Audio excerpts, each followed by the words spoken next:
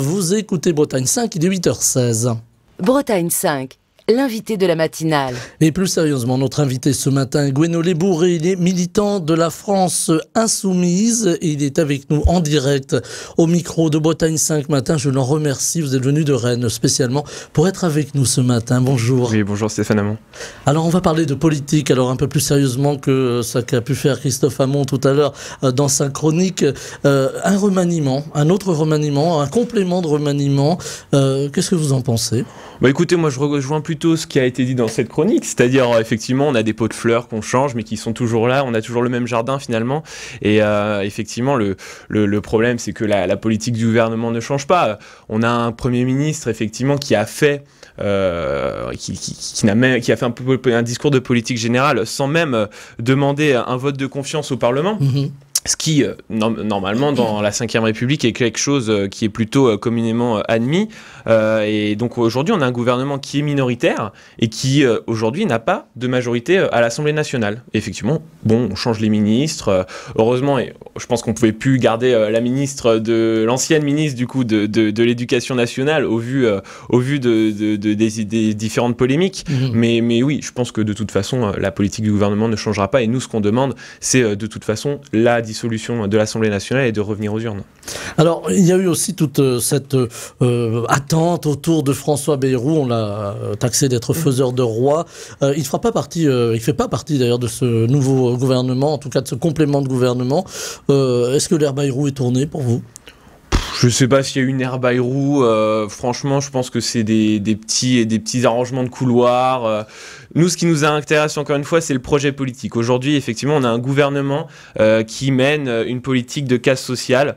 Le discours de politique générale du Premier ministre, c'est un discours de souffrance générale. C'est vraiment, on a une hausse des tarifs du gaz qui a été annoncée, une hausse des tarifs des autoroutes, on a des choses comme l'uniforme scolaire, les groupes de niveau qui sont rejetés par l'entièreté de la profession des professeurs des écoles et des profs en général. Et moi, ce que je vois aujourd'hui, c'est qu'effectivement, il y a une politique qui est complètement déconnectée des attentes du peuple français. Et François Bayrou ou pas, je pense que ça n'aurait pas changé grand-chose. Ça, c'est plutôt des arrangements de couloir qui nous intéressent pas trop. Alors, vous parlez d'une politique sociale, d'une casse sociale. On a l'hôpital qui se porte très mal. On a une France inquiète avec la montée de l'inflation, vous l'avez souligné. Puis on a aussi cette réforme de l'assurance chômage avec la suppression des ASS. Alors les ASS, on en parle sur cette antenne depuis quelques jours. Les ASS, c'est en fait les fins de droit pour les chômeurs qui pourraient être reversés, si j'ose le terme, ces demandeurs d'emploi sous un autre régime moins attractif, celui du RSA, avec ces fameux 15 heures de travaux pour la communauté. Est-ce que pour vous, c'est un recul social ? Mais bien sûr, ce qu'on voit de toute façon, c'est que le gouvernement a aujourd'hui une logique de pénaliser ceux qui sont en demande d'emploi aujourd'hui. C'est-à-dire que moi, je ne considère pas qu'aujourd'hui, les demandeurs d'emploi, ils sont à profiter du système. On ne profite pas du système quand on vit avec 800 euros par mois. On ne vit pas bien avec 800 euros par mois aujourd'hui. Et clairement, aujourd'hui, nous, ce qu'on dit, c'est que le gouvernement, il essaye déjà clairement, pardon, j'ai pas mon mot, pénaliser forcément. Les demandeurs d'emploi, les faire culpabiliser aussi, les pointer du doigt au reste de la société, alors qu'en réalité, le problème aujourd'hui, ceux qui se gavent dans le pays, ce n'est pas les demandeurs d'emploi, ce n'est pas les demandeurs du RSA, c'est clairement les milliardaires, la grande distribution qui n'ont jamais fait autant de dividendes, il n'y a jamais eu autant de riches aujourd'hui et qui n'ont jamais été aussi riches dans le pays, et c'est clairement ça aujourd'hui le problème, et c'est ça qu'on pointe. Alors, il y a eu cette crise de l'agriculture, vous parlez de la grande distribution, crise de l'agriculture qui n'est pas finie pour l'instant, puisque il y a encore des syndicats, on pense à la Confédération paysanne, qui continuent des actions. Est-ce qu'il faut, là aussi, j'allais dire un petit peu bousculer ce qui a été fait jusqu'à présent depuis plus de 60 ans de PAC et de politique agricole? Est-ce qu'il faut bousculer tout ça et repenser l'agriculture en France? Bien sûr. Ça me paraît complètement évident. Ce que demandaient les agriculteurs, c'était tout simplement de pouvoir vivre de leur métier. Aujourd'hui, effectivement, le gouvernement, il y a eu un arrangement de coin de table avec la FNSEA qui a dit, bon, tout le monde range les tracteurs et on rentre à la maison. Nous, on pense que c'est provisoire. Le problème des agriculteurs aujourd'hui n'est pas résolu. Leur colère était légitime, effectivement. D'autant qu'en Europe, on le voit en Espagne en particulier, le mouvement a pris de l'ampleur. C'est ça. Et puis, leur colère était légitime. C'est-à-dire que ils se plaignent effectivement pas forcément d'avoir des normes en France. Effectivement, nous avons beaucoup de normes écologiques, mais c'est aussi pour le bien commun d'avoir des normes écologiques. Ce qu'ils demandent, c'est qu'on n'importe pas des produits qui n'ont pas les mêmes normes écologiques dans d'autres pays. Et c'est complètement normal. C'est-à-dire qu'il y a aujourd'hui une concurrence déloyale d'autres pays. Je sais pas, il y a des produits qu'on apporte de Pologne qui n'ont pas du tout les mêmes exigences écologiques que nous. Donc, si on veut pouvoir faire une transition écologique, mais en concertation avec les agriculteurs, on ne peut pas non plus laisser le marché complètement ouvert. Donc nous, effectivement, on demande d'interrompre les accords de libre-échange qu'on a aujourd'hui avec d'autres pays, notamment qui ne respectent pas certaines normes environnementales, et puis qui nuisent tout simplement à notre agriculture. Ce qu'il faut aujourd'hui, c'est produire français, et surtout acheter français. Alors on a les accords de Mercosur, hein, ce fameux libre-échange, qui sont un peu gelés, si vous me permettez le terme, aujourd'hui au niveau de la France. Est-ce que vous pensez que la France va tenir tête et ne signera pas ces accords? Franchement, je pense pas. Ce que fait le gouvernement aujourd'hui, effectivement, il y a deux choses. Il y a le discours qu'a le gouvernement en disant oui, nous allons nous opposer ou en tout cas être vigilants aux accords de libre-échange. Ce qu'on voit en réalité, c'est qu'au Parlement européen, le groupe La République En Marche vote complètement tous les accords de libre-échange. Il n'y a aucun souci là-dessus. Et donc c'est une trahison même vis-à-vis de la parole des agriculteurs.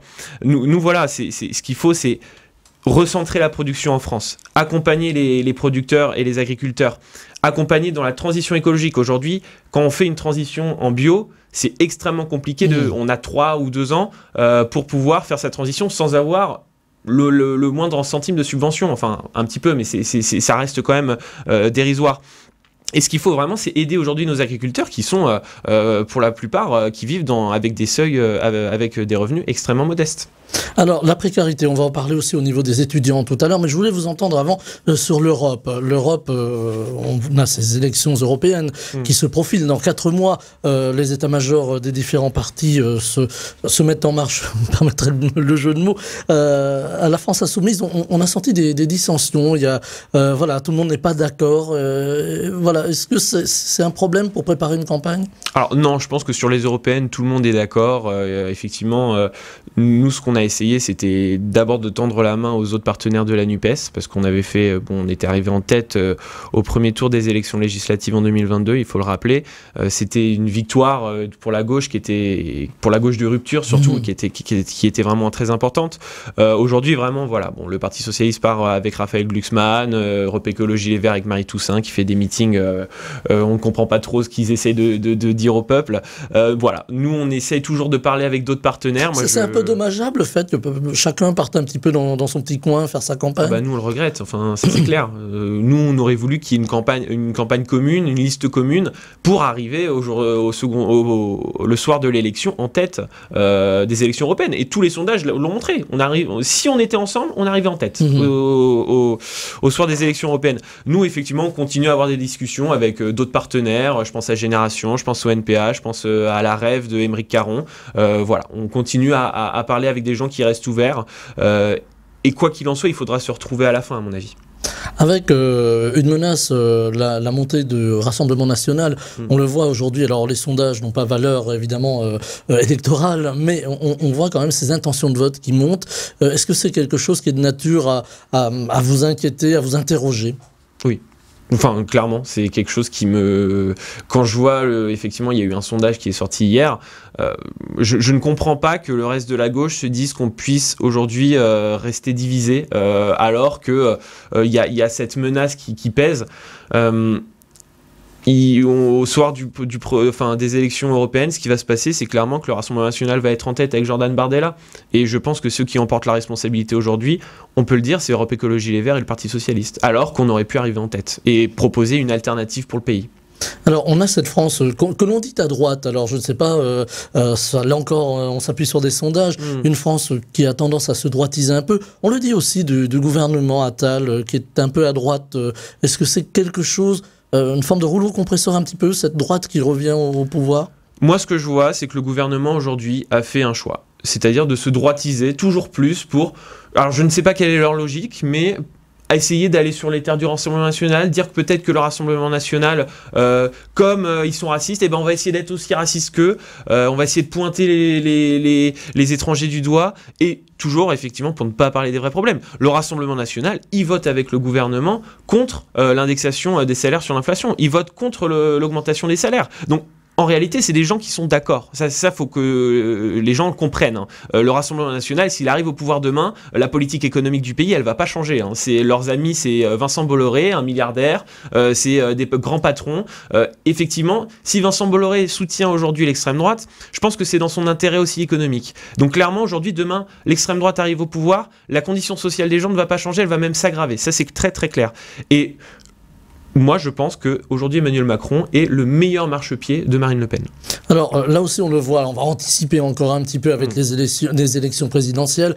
C'est pas pour tout de suite, on a encore 3 ans devant nous, mais un sondage est sorti, pour le coup, sondage commandé par nos confrères de CNews et d'Europe 1, sondage qui met en avant Marine Le Pen, qu'elle soit face à Gabriel Attal ou encore à Édouard Philippe et encore plus à Jean-Luc Mélenchon. Là aussi, c'est quelque chose qui a tendance à vous énerver, à vous inquiéter là aussi. Bah, ça m'inquiète, mais après, je voudrais relativiser aussi. C'est un sondage qui est commandé par du coup les médias de Vincent Bolloré. Bon, on se doute qu'il y a peut-être une intention aussi de véhiculer un message politique. Un sondage, c'est toujours un outil de communication politique, avant tout. Mais c'est très clair qu'aujourd'hui, il y a un risque que l'extrême droite arrive au pouvoir. Et c'est ça que je veux surtout faire passer comme message aujourd'hui, c'est que l'arrivée de l'extrême droite au pouvoir ne changera rien sur la politique économique du pays. Ce sera toujours tout pour les plus riches et rien pour les plus pauvres. Et ce sera même aggravé parce que aujourd'hui, les riches ont intérêt et le capitalisme ne va pas s'opposer à l'extrême droite si elle arrive au pouvoir demain, puisque c'est dans son intérêt. Avec une jeune génération qui se tourne vers Jordan Bardella également, est-ce que là aussi, vous vous inquiétez du fait que les jeunes se tournent vers Jordan Bardella? Qu'est-ce qui peut forcément les amener à se tourner vers lui? Moi, je voudrais relativiser parce que ce que montre le sondage, par contre, c'est que, en tout cas, les jeunes votent toujours en masse pour Jean-Luc Mélenchon, en majorité même. Aux dernières élections législatives, pareil, les jeunes avaient voté en ultra majorité pour la NUPES. Moi, je pense que ma génération est une génération aujourd'hui qui est progressiste, qui veut un partage des richesses, qui veut aller chercher l'argent là où il est et qui veut surtout qu'il n'y ait pas de discrimination, enfin, qui en a marre de ce climat délétère, mais qui est aussi, entre autres, provoqué par les autres générations. Alors, faut pas accuser tous les vieux quand même. Hein. Non. Là aussi, on a une forme de précarité. Alors, je parle des jeunes, on va parler de la précarité étudiante. Beaucoup de jeunes aussi sont dans la précarité, ne voient pas l'issue et se tournent parfois justement vers ces partis que sont le Rassemblement national ou Reconquête. Il y a eu des élections dans les universités, élections toutes récentes puisque les résultats ont été connus hier. Il y a une montée quand même de l'extrême droite aussi à l'université, ce qu'on n'avait pas observé avant. Moi, je pense pas. C'est clairement aujourd'hui ce que nous ont montré les résultats des élections Crous d'hier dont vous parlez, c'est que on nous a dit oui, l'UNI du coup syndicat d'extrême droite et la Cocarde allaient faire une percée effectivement électorale. Ce qu'on voit, c'est que c'est pas forcément le cas. En Bretagne, ils n'ont pas de siège. Aujourd'hui en Bretagne, un étudiant sur 2 a voté pour la liste Union Pirate du coup, qui est plutôt la liste portée par le syndicalisme de gauche. L'extrême droite ne pèse pas électoralement, en tout cas dans les universités. En revanche, effectivement, l'extrême droite, depuis plusieurs mois, en Bretagne particulièrement, commence à faire des actions de plus en plus violentes. Il y a, je pense par exemple pendant ces élections Crous, on a un militant de l'Union Pirate, notamment à Sciences Po Rennes, qui a reçu un coup de poing de la part de militants de l'Uni. Donc il y a effectivement ces militants qui deviennent de plus en plus violents, qui s'organisent, qui font des ratonnades, c'est quelque chose de très très violent, et le gouvernement ne prend pas du tout la mesure du danger qu'est l'extrême droite aujourd'hui. Je te rappelle quand même que c'est la 2e plus grande menace terroriste aujourd'hui en France, qu'on a tous les jours des attentats qui sont déjoués, des attentats de l'extrême droite, et personne n'en parle. Et ça, je trouve que c'est un vrai problème de ne pas mettre le doigt aujourd'hui sur quelque chose qui est une menace pour la sécurité publique. Alors, il y a un climat délétère. Alors, on a pointé LFI du doigt. Vous allez me rectifier si je dis des bêtises, mais on a dit, voilà, LFI bordélise l'Assemblée. LFI est toujours dans les cortèges, crie très fort. Et puis, il y a ces actes commis par l'extrême droite. On le voit ici dans les Côtes-d'Armor et plus largement en Bretagne. On est dans un climat délétère. Qu'est-ce qui pourrait apaiser ce climat? Qu'est-ce qui pourrait advenir pour que on fasse tomber la pression en quelque sorte? Déjà, pour apaiser le climat, je pense qu'il faut arrêter de pointer du doigt un étranger, enfin une partie de la population, les musulmans. C'est toujours ce que fait le gouvernement. Et ça participe à un climat qui est délétère. Il y a aussi les médias qui ont une responsabilité qui est immense. Quand on voit, donc il y a les médias de Vincent Bolloré, effectivement, qui pointent du doigt, mais je pense aussi, il y a des médias aujourd'hui dans le service public qui participent aussi à ce discours général et qui, effectivement, les gens, s'ils regardent tous les jours la télévision ou qui regalisent les médias, mais de manière totalement légitime, ils peuvent se dire qu'aujourd'hui on est dans un pays où l'insécurité est aux quatre coins de la rue, alors qu'en réalité c'est pas le cas. Alors justement, l'insécurité, on a beaucoup pointé la gauche en règle générale de ne pas s'être approprié ces problèmes d'insécurité ou même d'immigration. Est-ce qu'il y a eu une erreur presque dogmatique au niveau de la gauche? Ah non, mais la gauche s'occupe des questions de sécurité, il n'y a pas de souci sur ça. Nous, on demande le rétablissement d'une police de proximité. C'est-à-dire qu'avant, effectivement, on avait le gendarme du village qui allait souvent boire des cafés avec les habitants du coin et qui tissait des liens aussi avec les habitants, qui connaissaient les citoyens. Aujourd'hui, une fonction sociale finalement. C'est ça. Et aujourd'hui, qu'est-ce qu'on a? On a globalement, il y a les BAC qui ont été mis en place dans les quartiers notamment et qui se comportent comme des cow-boys, qui arrivent en voiture, en dérapage et qui ne connaissent même plus les gens et qui les braquent dès qu'ils arrivent, qui les insultent. Donc aujourd'hui, il y a un problème de déontologie dans la police, ça c'est très clair. Et nous, pour mettre fin à ça, on veut le rétablissement d'une police de proximité proche des citoyens et qui veut avant tout de la médiation plutôt que de la répression. Alors il y a les problèmes des quartiers qui sont gangrénés par la drogue, pas seulement des quartiers, ça vient dans les campagnes, il faut le dire aussi. Est-ce que là aussi il faut rétablir un lien entre la population et la police pour pouvoir finalement endiguer ces problèmes de stupéfiants qui gagnent un petit peu la société? Oui, alors le trafic de drogue c'est quelque chose qui monte effectivement, mais ce qu'on dit nous c'est qu'il faut avant tout, plutôt qu'en s'en prendre aux dealers ou aux points de deal qui sont complètement éparpillés, il faut s'en prendre aux têtes de réseau. C'est là où sont d'abord les vrais criminels. Parce que dans les têtes de réseau de trafic de drogue, on n'a pas que du trafic de drogue, on a du trafic d'armes, on a du trafic d'êtres humains. Et c'est des choses qui sont très très graves. Et c'est avant tout là qu'il faut concentrer nos efforts. Et effectivement, il y a d'autres choses, c'est que le trafic de drogue de cannabis aujourd'hui, on peut y mettre fin en légalisant le cannabis. Demain, on légalise le cannabis, effectivement, on met fin à ça. Et je ne sais plus combien de pourcentage de Français consomment régulièrement du cannabis. C'est quelque chose qui, aujourd'hui, est banalisé en France. Et je pense que pour arrêter de criminaliser les consommateurs, il faudrait arriver vers une logique plutôt de légalisation. Alors on a la précarisation aussi dans ces quartiers, dans les campagnes également, précarisation qui amène aussi des jeunes, souvent des très jeunes même, à vouloir entrer dans ce trafic de stupéfiants pour pouvoir simplement gagner leur vie. Oui, c'est très clair. Aujourd'hui, il n'y a pas de travail. Alors, vous l'avez dit effectivement dans les quartiers, mais aussi dans les campagnes. Il y a des gens en campagne, le travail se fait de plus en plus rare aussi. C'est de plus en plus dur d'obtenir un métier proche de chez soi. Donc, effectivement, on nous propose de pouvoir avoir quelques centaines d'euros en faisant 1 ou 2 heures. Pourquoi pas? Enfin, quand les gens ils sont vraiment dans la précarité. Donc, pour mettre fin à ça, il faut créer de l'emploi. Pour ça, nous, on propose effectivement de faire beaucoup de formations dans la logique de bifurcation écologique pour pouvoir lancer le pays dans la vraie transition écologique et vers notamment les énergies renouvelables, tout ça. Et cette transition écologique permettra de remettre tout le monde avec un métier et notamment d'éradiquer le fait que les jeunes aujourd'hui n'aient plus d'emploi dans les zones précarisées. Alors il y a eu aussi cette polémique politique de plusieurs semaines autour de la commémoration du 7 octobre, commémoration des victimes du terrorisme, du Hamas.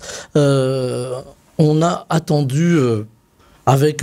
j'allais dire un œil particulier, la venue des représentants de LFI. Il y a eu beaucoup de polémiques autour de cela. Est-ce que c'était bien finalement qu'Emmanuel Bompard, que Mathilde Panot soient là pour cette commémoration? Oui, forcément. Enfin, nous, on a toujours condamné les actes du Hamas. On a dit que c'était des actes terroristes. Non, on vous a reproché justement de ne pas avoir assez insisté sur ce côté terroriste. Non, on a dit qu'effectivement, le Hamas avait commis des actes terroristes aujourd'hui. Enfin, c'est ignoble ce qui s'est passé le 7 octobre. Et ça, on a toujours été très clair là-dessus. Ce qu'on demande aussi, et ce qu'on regrette, c'est que c'était un événement effectivement pour les victimes franco-israéliennes voilà. De l'attentat du 7 octobre. Nous, ce qu'on regrette, c'est qu'il n'y ait pas non plus de commémoration pour les victimes franco-palestiniennes, parce qu'il y a aussi aujourd'hui des Français qui meurent sous les bombes d'Israël. Et je pense que pour apaiser le pays notamment et pour permettre que tout le monde puisse faire son deuil sereinement, il faudrait aussi faire une cérémonie pour les... Enfin, ça c'est la décision du président de la République évidemment, mais pour les victimes franco-palestiniennes. Alors cette guerre qui continue... pas très loin de chez nous, finalement, entre le Hamas et Israël, a des conséquences ici en France, avec la montée de l'antisémitisme, avec un climat là aussi très pesant. Est-ce qu'aujourd'hui, il y a une solution de dialogue ici en France pour que les gens, les communautés puissent à nouveau discuter ? Oui, de toute façon, la solution pour que tout le monde discute, ça s'appelle la République. Aujourd'hui, moi, je considère pas que les Français, on fait pas de différence entre un Français musulman, un Français juif, la religion. Quand on est Français, on s'en fiche en réalité. C'est le principe de laïcité. On regarde pas la religion de chacun. Ce qui est l'important, c'est que chacun est citoyen dans son pays. Et moi, ce que je regrette, effectivement, c'est qu'il y a effectivement une montée de certains actes antisémites. Je pense à au député, le député socialiste Jérôme Guedj, qui a reçu notamment une lettre d'insultes complètement ignoble, avec plein d'insultes antisémites, mais comme aussi la montée des actes islamophobes. En fait, tous les actes racistes, soit disant en passant, l'antisémitisme est quand même un racisme particulier qu'il faut aussi observer. Tous les actes racistes sont en montée à cause d'un climat délétère qui est provoqué par l'extrême droite et aussi par le gouvernement qui pointe du doigt par-ci par-là certains compatriotes. Alors on parlait tout à l'heure de remaniement avec un changement important à l'éducation nationale, avec peut-être l'abandon de l'uniforme, en tout cas de ce test d'uniforme à l'école. On ne sait pas encore quelle sera la décision de Nicole Belloubet. L'éducation aujourd'hui, c'est un des piliers de la France et de la nation plus largement. Est-ce que on en fait assez pour l'éducation? On voit aujourd'hui dans des écoles des difficultés à enseigner des matières parce que la religion vient un petit peu interférer. Est-ce que là aussi la religion doit rester à la porte des écoles de la République? Oui, mais moi ce que je vois avant tout, c'est que le principal problème que pointent les enseignants, c'est pas le problème des religions des élèves. Le problème, c'est qu'il n'y a pas aujourd'hui assez d'enseignants dans les classes. Moi, je pense à ma maman, par exemple, qui est aujourd'hui professeur des écoles, qui se retrouve avec des classes de plus de 30 élèves dans des écoles rurales. Ce n'est pas normal aujourd'hui. Enfin, clairement, on forme de moins en moins de professeurs parce que déjà le métier n'attire plus parce qu'il n'est pas assez payé. On fait aujourd'hui Bac+5 pour commencer légèrement en dessous. Donc ça a été augmenté, c'est légèrement en dessous de 2000 €, mais à un moment c'était encore plus bas. Enfin, qui a envie de faire un Bac+5 avec un concours très compliqué aujourd'hui pour être payé aussi bas, alors qu'on pourrait, je sais pas, pour d'autres métiers, avoir pour le même niveau de formation un salaire beaucoup plus haut. Notamment les autres pays d'Europe, les professeurs sont beaucoup mieux payés et beaucoup mieux reconnus aussi. Parce que le fait que les professeurs soient sous-payés aujourd'hui en France fait aussi qu'il y a un manque de reconnaissance, et effectivement, de la part, ça peut arriver de la part de certains parents, on se dit, finalement, le professeur, on va peut-être pas autant le reconnaître qu'on le devrait, et peut-être qu'il y a un manque de respect qui vient aussi d'un manque de considération avant tout du gouvernement. Alors il y a eu cette polémique école privée, école publique, qui s'apaise, on l'espère en tout cas. Est-ce que là aussi il faut réconcilier les deux écoles ? Écoutez, oui. Enfin, de toute façon, l'important c'est que chaque parent puisse faire son choix. Après, moi, je suis effectivement partisan de l'école publique. Je pense qu'aujourd'hui, on fait beaucoup de cadeaux à l'école privée. On subventionne beaucoup l'école privée. C'est quelque chose, mais c'est un sujet qui nous concerne particulièrement en Bretagne notamment. Mais il y a beaucoup de subventions qui vont à l'école privée et on n'a pas les mêmes exigences qu'on a avec l'école privée qu'on peut avoir notamment avec l'école publique. Et c'est peut-être un problème aussi d'inégalité de ce côté-là. Après, il y a les écoles privées hors contrat. Je pense à l'école de notre ancienne ministre de l'Éducation où elle a mis ses enfants. Je pense qu'il y a des problèmes avec des écoles hors contrat qui font, par exemple, de la non-mixité. Moi, je trouve ça, je suis favorable, par exemple, à ce qu'on interdise la non-mixité aujourd'hui dans certaines classes en France. Je trouve pas ça normal qu'on ait ça aujourd'hui. Donc, à suivre ce dossier de l'éducation. Les Européennes, j'y reviens parce qu'on a une guerre aux portes de l'Europe en Ukraine. Vladimir Poutine s'est exprimé hier auprès d'un journaliste un peu controversé, il faut bien le dire. Cette guerre, elle va avoir forcément un impact sur les décisions européennes, les aides à l'Ukraine, qui vont avoir un impact aussi si demain l'Ukraine entrait dans l'Union européenne sur notre agriculture, par exemple. Est-ce que l'Europe aujourd'hui, il faut la réformer? En un mot, si demain LFI a un pouvoir de décision au niveau européen, est-ce qu'il faut la réformer, cette Europe? Clairement, nous, ce qu'on dit, c'est qu'il faut réformer l'Europe déjà. Enfin, vous l'avez dit sur la PAC, sur l'agriculture, ça c'est très très clair qu'aujourd'hui, il y a un gros problème avec le système de la PAC en Europe. Mais globalement, il y a aussi un problème avec la politique monétaire qu'on peut avoir en Europe. C'est-à-dire qu'aujourd'hui, on n'est pas souverain de notre monnaie au niveau national. C'est-à-dire que c'est décidé par la Banque Centrale Européenne, dont les règles sont définies dans la Constitution européenne et dont finalement le Parlement européen n'a même aucun pouvoir sur les décisions. Nous, ce qu'on dit, c'est qu'effectivement, une fois qu'on arrivera au pouvoir, il faut négocier avec les principaux pays européens et surtout l'Allemagne, effectivement, puisque nous sommes principalement en binôme, sur les règles européennes pour pouvoir, effectivement, nous, ce qu'on veut, c'est avant tout faire une politique de relance économique. Et pour ça, on a besoin de remettre des sous dans la machine. Et nous imposerons du coup à l'Allemagne une renégociation des traités européens dont nous avons besoin pour pouvoir mener notre politique. Alors on a parlé tout à l'heure, on a effleuré le sujet de l'immigration.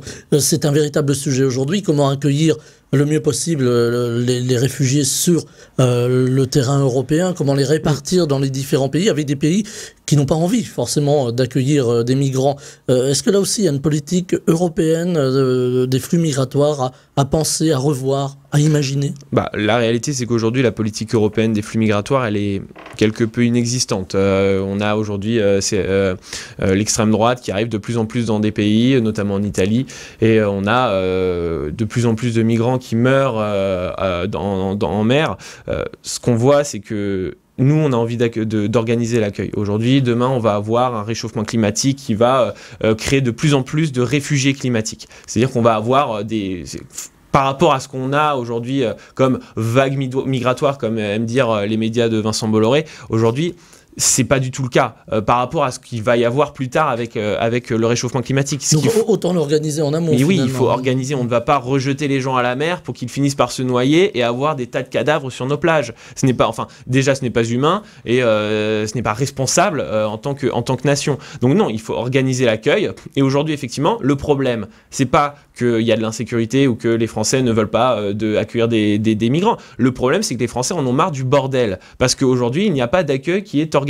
Si on organise l'accueil, on met fin au bordel, c'est-à-dire qu'on essaye de régulariser un maximum de réfugiés, en tout cas tous les réfugiés dans l'absolu, et essayer effectivement de trouver du travail, de pouvoir organiser la société de manière cohérente. Gwenolé Bourré, militante de la France Insoumise, était avec nous ce matin en direct. Il y avait encore beaucoup d'autres sujets que l'on pourrait traiter, mais on en reparlera, c'est promis. Merci infiniment d'avoir été avec nous au micro de Bretagne 5 matin. Je vous souhaite une très belle journée. Merci à vous. Bretagne 5, le 7-9, Stéphane Hamon.